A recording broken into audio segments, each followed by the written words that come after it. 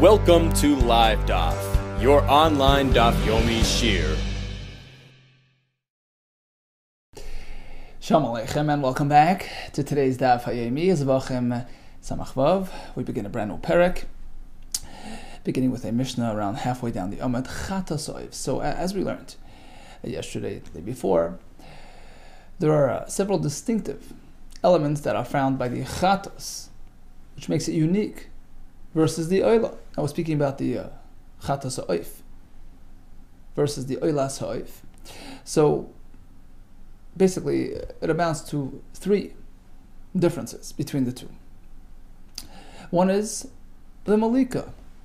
The type of Malika that applies to a Chatas is different than to an Oila.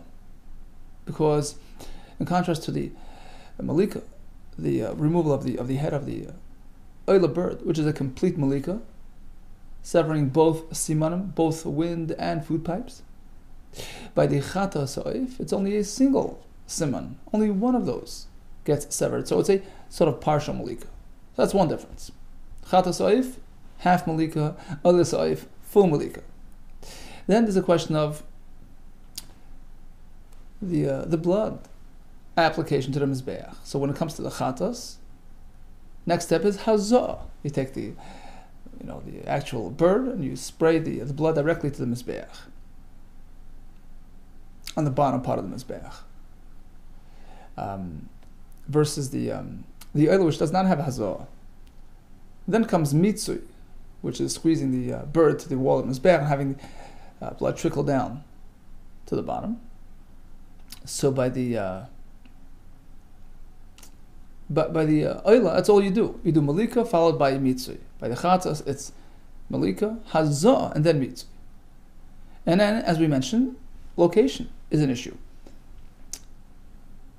Whereas the Chatas Oiv is done below the Chut HaSikra, the halfway mark on the wall of the Mizbeach, so towards the bottom.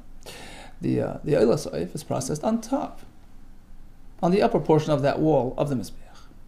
Okay, so we have Malika, which differentiates them. Chatas is a partial, Oila is a full. We have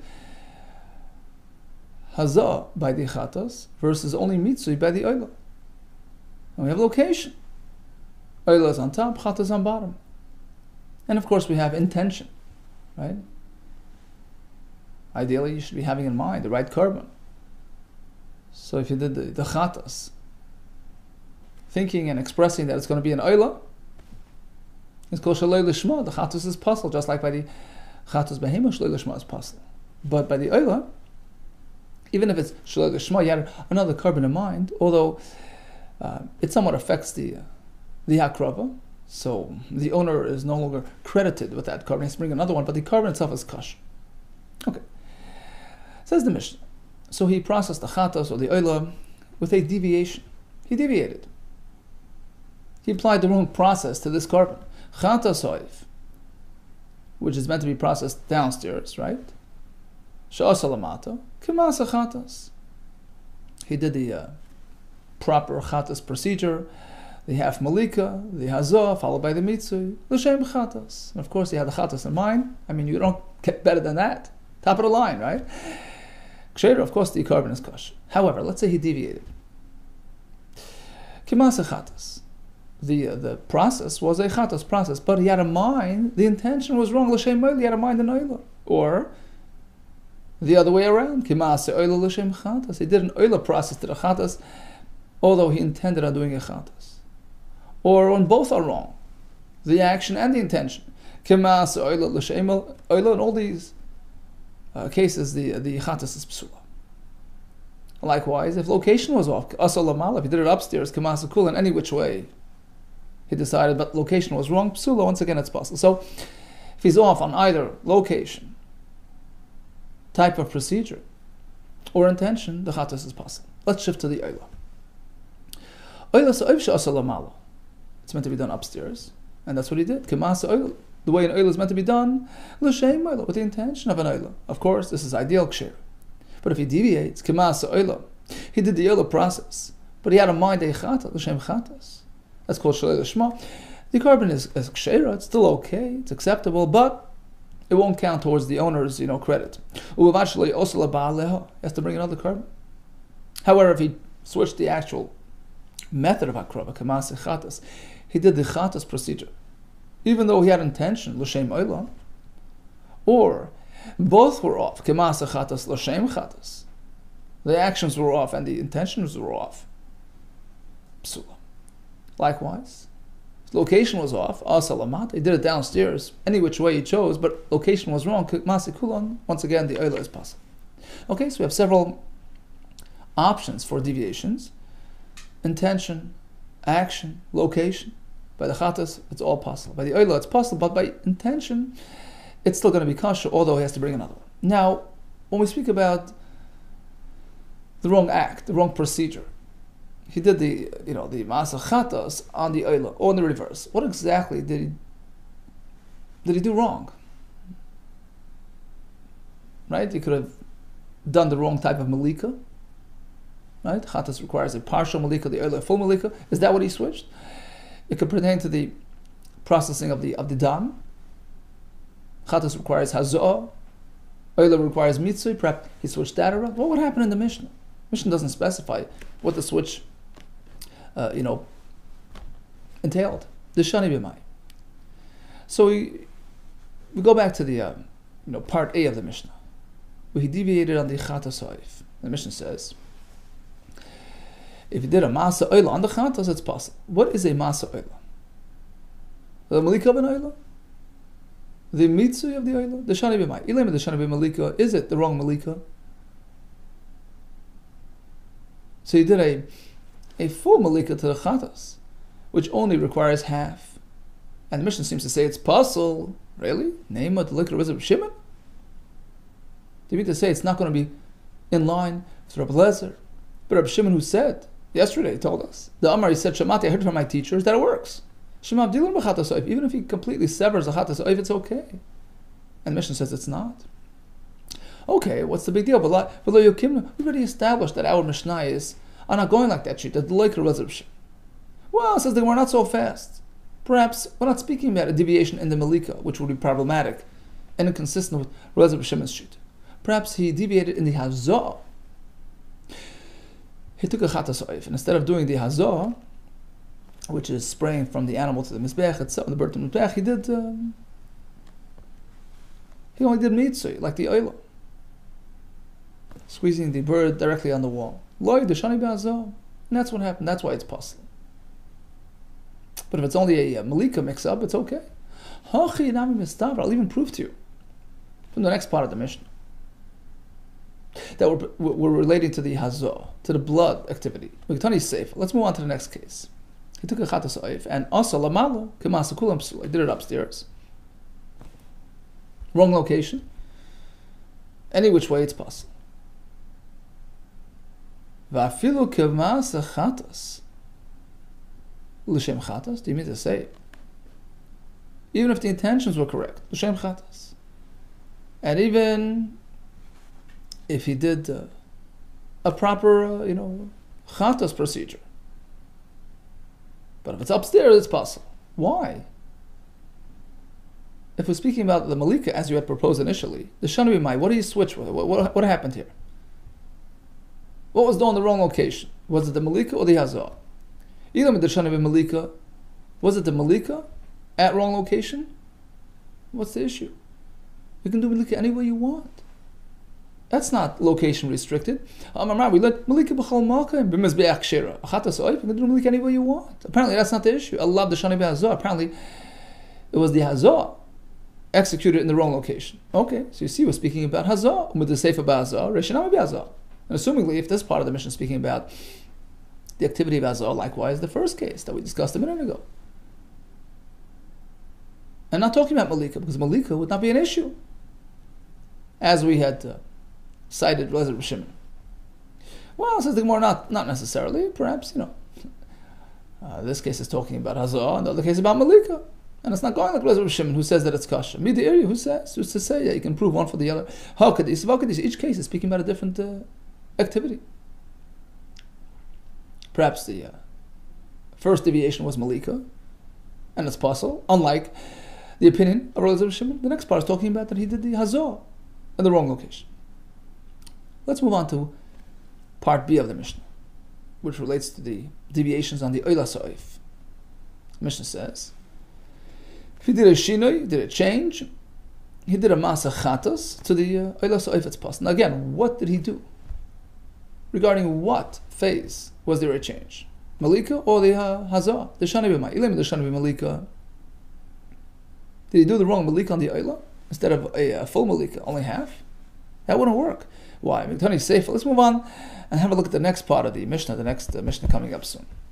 Kulon ein metamen beisabli. The Mishnah says, all these deficient, failed, unsuccessful birds, unsuccessful karbonis, are still not considered dead. To the extent that if one would swallow them, should he decide to eat them, he would become tamei upon swallowing, which is a standard principle applied to a dead bird. That's not really considered dead because, after all, there was a halachic procedure of life termination that applied to it. A malika was done. Although it was deficient, it was possible, but it's still not considered a dead animal, a dead bird. The Mishnah continues with one more point. Umay alam behen. There is me'ilah applicable to these birds that are possible, these karbanos that are failed. Because after all, they weren't successful. And only a successful carbon can free itself of me'ilah. Me'ilah leaves the carbon when it becomes available for kahanim consumption. Until then, it has me'ilah. If one diverts it for personal use, he has committed that sin of me'ilah. Likewise, these failed karbonis still will maintain their me'ilah status because they were not successful, not available for kahanim's consumption. Problem is, Neima Deleka Bishua, it would appear like it's inconsistent with Rabbi Shua's opinion. As we're going to see coming up very soon in the next Mishnah, Rabbi Shua holds an interesting, he has a unique perspective on this deviation issue. He says, look, if you take an Oila Saif, now an Oila, as we know, always has me'ilah until the very last moment, because it's meant to be burnt on the Mizbeach, it's not meant to be consumed by Kaihanam, which would free itself, free it of me'ilah. However, he says if you take an Oila Saif, which is meant to be processed upstairs, you process it downstairs where the Chatas Saif is meant to be processed, and you process it like a Chatas Saif, you do the Malika like Chatas Saif, a half Malika instead of a full, you are pretty much converting it, so to speak, to a certain extent. You're relabeling it and giving it a new identity. And now somewhat turns into a Chatas Oif, and just as a Chatas Oif becomes free of me'ilah once it's processed, likewise this Oilas Oif loses me'ilah. That's Rabbi Shua's shita coming up soon. It sort of gets relabeled as a Chatas Oif. So now back to our story. He took the Oilas Oif, and you're suggesting that the Shinoi pertained to the Malika, which means to say, he did a Malika of a Chatas to this Oila. He sort of converted it into a Chatas, which according to Rabbi Shua would free it of me'ilah. And the Mishnah later says, no, all these cases, including this one, still has me'ilah. Doesn't work. Dikar Rabbi Shua Hamar Eimail, and he holds that there's no me'ilah anymore once you processed it like a Chatas. Oh, the only way to explain would be that we're speaking about a deviation in the mitzvah. Took the Oila Sa'if. He did Malika like an Oila, so there was no change there yet. When it came to the Dam processing, he did Hazah, which is like a Chatas, instead of mitzvah. That's a failed carbon. It's a Pasala Oila Sa'if, and that's what has Milah. So again, the Shinei pertain to the processing of the blood. Amos Seifa. Okay, let's move on to the next clause regarding a failed Oila Sa'if. Oila Sa'if Shasalamata Kamasa Chatas. Shem Chatas. Oila Sa'if was done downstairs, reminiscent of a Chatas. So he applied the Mas of Chatas, and it was for the sake of Chatas. Here we have the Machlokes. Rebbe Lezer Omer May Alan Ba. Yeah, Milah still stays because it's a failed Oila. Why should it lose Milah? Rebbe Shua Omer Omer Alan Ba. There's no Milah any longer because it was sort of converted into a Chatas, which doesn't have Milah once processed. The Shana B'mai, again, what type of Chatas component was now applied to the Oila? What deviation was there? Was it within the Malika? Was it within the Hazah? Was it regarding the blood? Then it wouldn't lose Me'ilah according to Rabbi Shua. Eimar Da'am Rabbi Shua. When does Rabbi Shua say that the Oila process like a Chatas loses Me'ilah? The Shana Malika. when he did a chatas type malika to the oila, so he clearly turned it into a chatas. But mitzumi amar, but once he did a malika like an oila, even if he applied the chatas type blood application to the oila, it wouldn't convert it into an oila. It's too late in the process. The fact that Rishua says the oila process like a chatas would lose meila apparently was speaking that ve'ela b'malika, that he deviated in the malika itself from the get-go, right out of the gate. He took the oila and turned it into a chatas. Okay, so now the Mishnah is talking about malika, a malika change. A minute ago we proved that we're speaking about the blood change, right? And the first part of the discussion, right? We discussed what type of deviation we decided was regarding the blood. And way back in the beginning of our discussion, way back, we said the first case the Mishnah is speaking about a deviation in the malika, so we're sort of zigzagging. He switched to malika, then he switched to mitzvah, then he switched to malika. So reisha v'seifa, the first and last scenarios in the Mishnah b'malika are pertaining to a switch to malika. In the mid case is speaking about a switch in the blood. Yeah. Typically that's unlikely. No, yeah. We're compelled to say it. That's the only way it works. Reisha v'seifa malika. First and last is speaking about a deviation in malika. In the mid case talking about mitzvah. That was switched. Okay, so in a nutshell, by a chatas, if anything was switched on it, whether the location, intention, or type of procedure, it's possible. By oilas oif, location and type of act, type of avoida would harm it, but intention would still be okay, would still be kosher. We slightly touched on a discussion coming up in the next Mishnah regarding an oilas oif, which was nimlak, the malika was done to it like a chatas, downstairs, which is the chatas domain. Is it simply a oila which is failed, which is unsuccessful, which is puzzle and still has meila? Or is it somewhat converted to a chatas and loses meila? Ruleza says, nothing doing. Rishua says, yeah, it's free of meila. Okay, coming up in a second. V'chula. So back to all these deficient and failed karbanis. Ein metamen beisabliya. Although they're not kosher, but they're not considered having died and nevela, they're not matame the person who eats them. But they maintain the meila. Because why would they lose meila if they're unsuccessful? Only a successful carbon frees itself of meila. One exception, chutz mechatas oif she'asa lamata kamase chatas l'shem chatas. Except for a properly processed chatas oif, which was done downstairs, right location, properly processed like a chatas l'shem chatas. That's a successful chatas. At that point, the meila flies away because now it's meant to be consumed by the kohanim. What about that controversial case? That oilas oif, which sort of crossed over into chatas territory. Oilas oif, which typically maintains meila all throughout. She'asa lamata, k'ma'asa chatas, l'shem chatas, processed downstairs, the way you do to a chatas, and with the intention of a chatas. Rulez oimer, it still maintains meila, why not? Rabbi Shua oimer, no. It assumes somewhat a chatas identity. Ein me'alba, there's no longer meila. Amar B'Lezer, here comes a raging debate. Says B'Lezer, I'll prove my point that meila is still maintained. Umayim chatas she'ein me'alba. Lishma. Look, a chatas, which typically loses meila, right? Lishma, if it was done with the right intention, as a chatas. Nevertheless, k'sheshina shma me'alba. If he switched its name, its label, he had a mind an oila. It's a failed chatas, of course. Now it has meila. Me'alba. Wouldn't you agree that certainly an oila which is more meila connected, oila shema alamba lishma, even an oila which was properly processed for the sake of oila, it still maintains meila. So even a successful oila has meila. Certainly an unsuccessful oila would maintain meila. When he switched its name to a chatas, wouldn't you agree? Meila should still apply. No, big difference. Lie, of course not. Just because a chatas, sheshina shma, which was switched to an oila shem oila, it maintains meila. You know why? Because he had in mind an oila which is